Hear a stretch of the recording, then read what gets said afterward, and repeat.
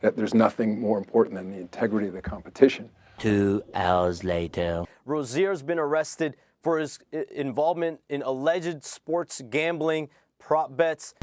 Well, make no mistake, too, Pat Riley will tell you, hey, you don't like playing in Miami?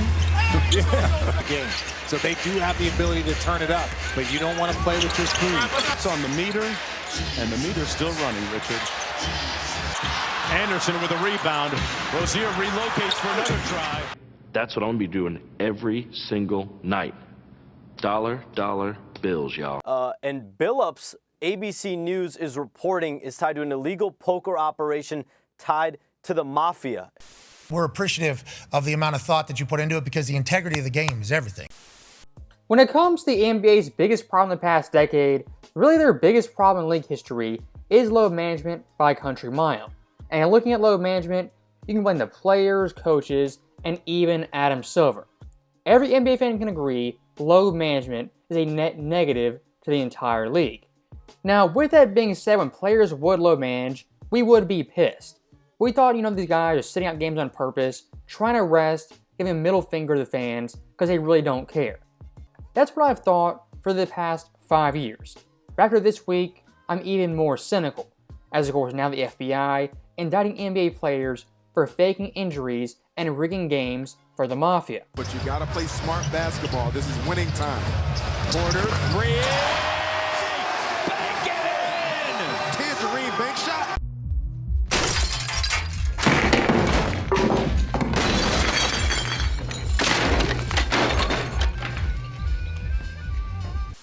For someone like Terry Rozier to purposely throw games, it's absolutely despicable. But looking past Terry Rozier, we have someone like Damon Jones, not an active player or even an active coach, as Damon Jones back in 2023 was kind of a personal assistant, a helper for the Lakers on Darvin Ham's staff. And Damon Jones, of course, a former LeBron teammate and LeBron friend. What Damon Jones is accused of is quite simple. He was giving tips to bettors and gamblers, LeBron James, as well as Anthony Davis not playing or resting certain games. And there's two ways you can look at this.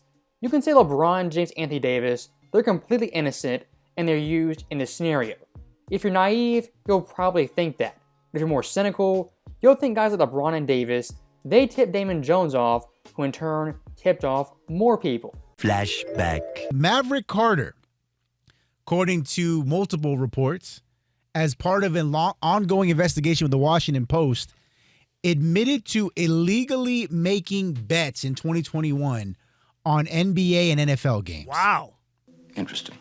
Okay, now the reason why this is notable is because this is now the second time in 2 months that we've seen a member of LeBron's business circle, that's a better way of putting it, All right. that's been in the news. You recall back in September, Randy Mims, who's part of his crew, his business manager, was part of the investigation into Tony Bosch, which is the PEDs situation that was involving all those baseball players. Right. If you ask me, the entire Klutch Sports enterprise, LeBron's inner circle, there's a lot of shady business being done, and there's tons of smoke. And looking at one of LeBron's longtime friends, as well as business partners, we have Maverick Carter. This guy just 2 years ago admitted on record he was gambling illegally. And according to reports, it was at least 20 games, NBA as well as NFL. And here's the added little layer. Not once did he bet on the Lakers. If you believe that, go ahead. Me personally, there's no chance in hell. The real question is this: was all this legal? Absolutely fucking not. What you have right here, the entire Klutch Sports crew, is tons of smoke. And where there's smoke, there is fire. First it was Mav Carter, then it was Damon Jones. At some point, it's not a coincidence. And look at someone like Rich Paul.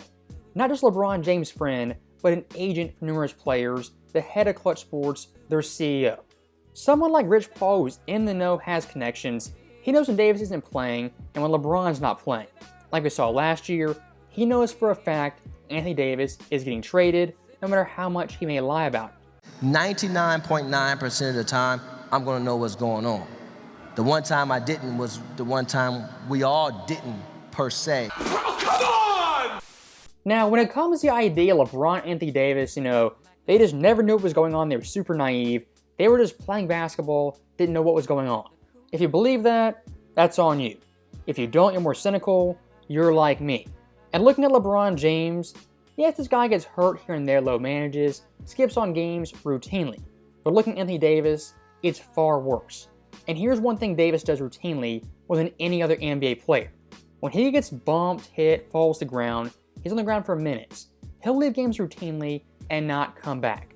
And looking at that 2023 season, the same year Damon Jones giving out tips to gamblers, Anthony Davis that year had a couple of suspect games where you kind of wonder, did he take a dive like Terry Rozier?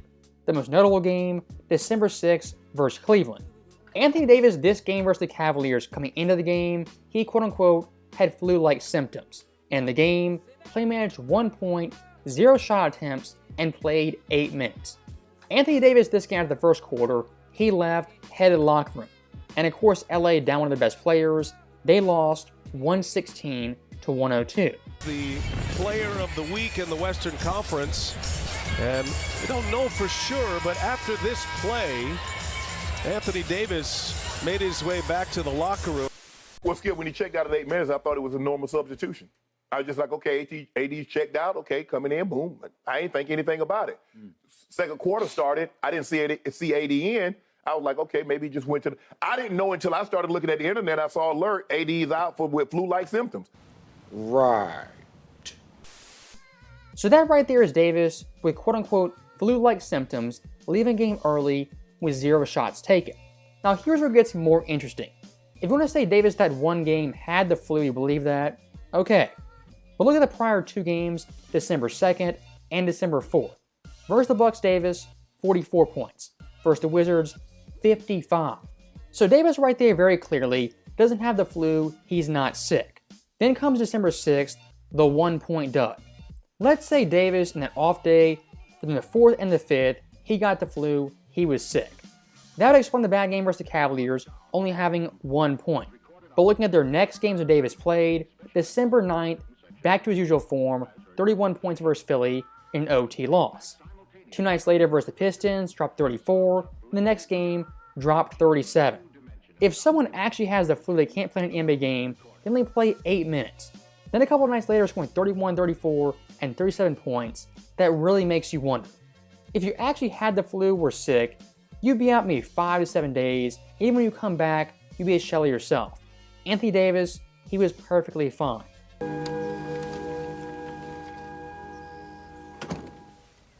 They bought it. If Anthony Davis versus the Cavs that game took a dive, it worked to perfection. As looking at the game's total points, it hit the under with Davis not playing. Looking at the spread, the Cavaliers covered. Could you say it's sheer coincidence Davis, he got really sick for one day, bounced back, from his usual Anthony Davis the next day? I guess so. But looking at all the check marks, him playing great before this game and afterwards, then only playing 8 minutes, taking 0 shots, that seems very, very fishy, and at the least, it's very, very bad optics. At the worst, he tanked this game for someone like Damon Jones, who's handing out insider tips. Now, looking at someone like Adam Silver, the head of the NBA, the tip of the spear, Adam Silver in all this looks like an absolute dunce and incompetent commissioner.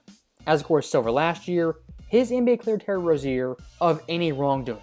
Adam Silver clearing Terry Rozier was a classic case of covering your own ass. And as you probably know, there's a player under investigation for irregularity right now in Malik Beasley. And there's been, I think, frustration from people that Malik Beasley hasn't had it cleared one way or the other. And this is part of the reason why that I think the NBA is going to have to be extremely careful with this going forward. And you are absolutely right, Rich. The NBA at some point is going to have to explain why Terry Rozier was allowed to keep playing. So that right there is the end of the video, and I want to say one last thing. Right now for the 2020s era, it's deja vu like we've never seen. The NBA right now is in a repeat of the 1970s, and looking at that era, prior to the 21st century, the worst era of basketball, the most controversial era.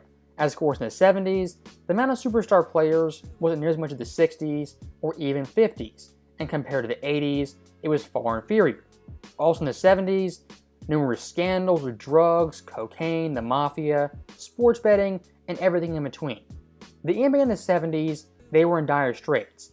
In the 2020s, it's not as bad, but it's comparable. And looking at the vibe of the NBA, again, it's very, very similar. Fan interest is kind of meh. The players overpaid, entitled, there's tons of parity and no great face to the NBA to galvanize the sport and push it forward.